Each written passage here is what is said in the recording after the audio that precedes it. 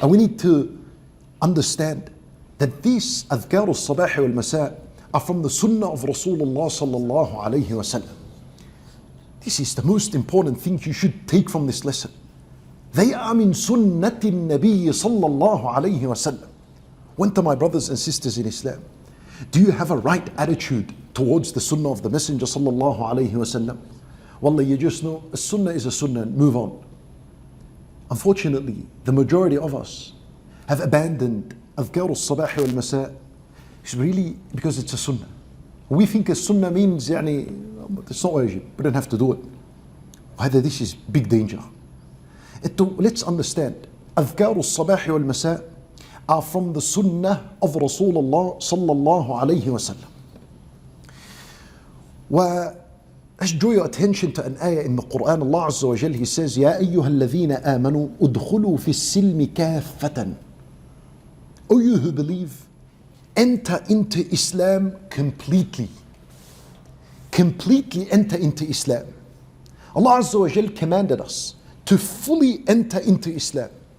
And that means by implementing each and every single teaching that Allah revealed to us. Do all the commands. Mujahid rahimahullah, he said, اعملوا بجميع الأعمال ووجوه البر. Do each and every single command that came to you via Allah, via the Quran or the Messenger of Rasulullah sallallahu alayhi wa sallam. ووجوه البر. And every type of goodness that you know about, that has been taught to us by our Messenger sallallahu alayhi wa sallam, do it. And do not worry whether something is wajib or mustahab. Don't worry about this. When the scholars discuss the matter of wajib, obligatory, and mustahab, something being recommended, wallah, they did not do this with the intention of teaching us that the wajib is a must, or sunnah is an option. Wallahi, they did not.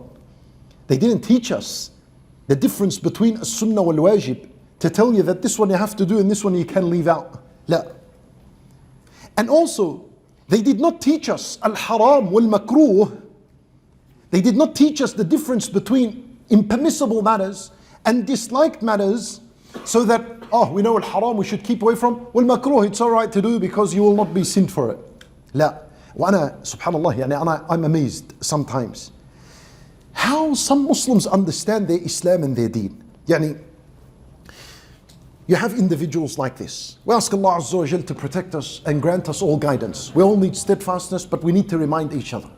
Some Muslims are like this. He doesn't pray the sunan prayers. No adhkar in the morning and in the afternoon.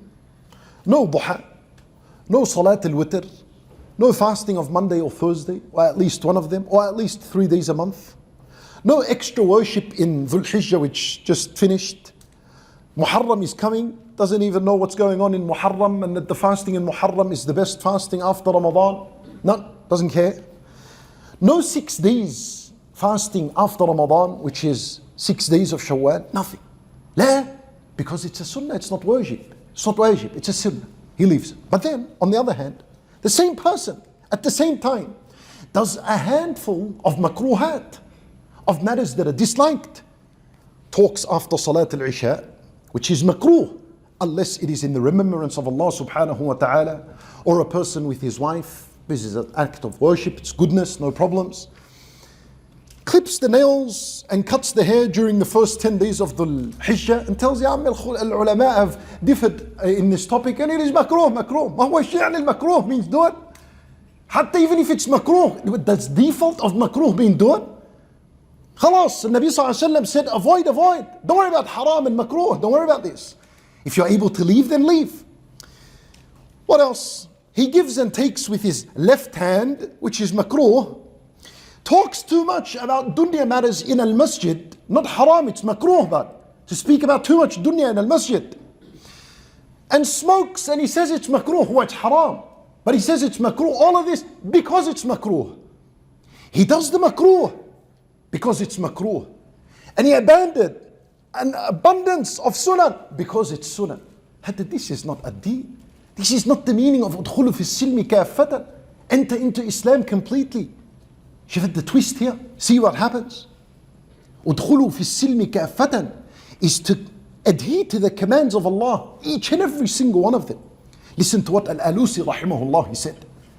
He said, ادخلوا في السلم أو في الإسلام بكليتكم ولا تدعوا شيئا من ظاهركم وباطنكم إلا والإسلام يستوعبه بحيث لا يبقى مكانا لغيره. This is fantastic. Listen to this.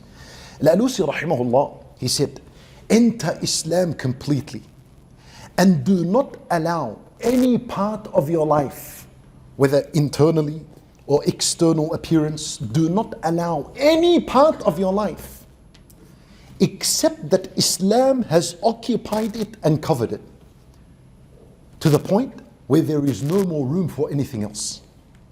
Yani, you dress in the manner that Allah Azza wa Jal wants us to. Cover your body the way Allah wants. Eat the way the Nabi sallallahu alayhi wa sallam taught us. Drink the way the Nabi sallallahu alayhi wa sallam taught you. Say words that Rasulullah sallallahu alayhi wa sallam told you to do. From that, the morning, adhkar, say it. The afternoon, adhkar, say them. When you meet your brother, say assalamu alaikum. Do not replace it with anything. Every single teaching you know about, you take it and you implement it. To the point where you find in yourself, there's no more room for me to fit any other teaching. That way you'll be saved from innovations and from misguidance. Otherwise, if you adhere to some teachings and you abandon other teachings, slowly and slowly, those teachings that you are supposed to implement will be replaced by something else. Implement all the teachings and you will find there's no more room to think of anything else. You will not need anything else. Subhanallah. Wal-Alusi rahimahullah, he said, لا تخلوا شيئا من أحكامه. Do not abandon any teaching of Islam.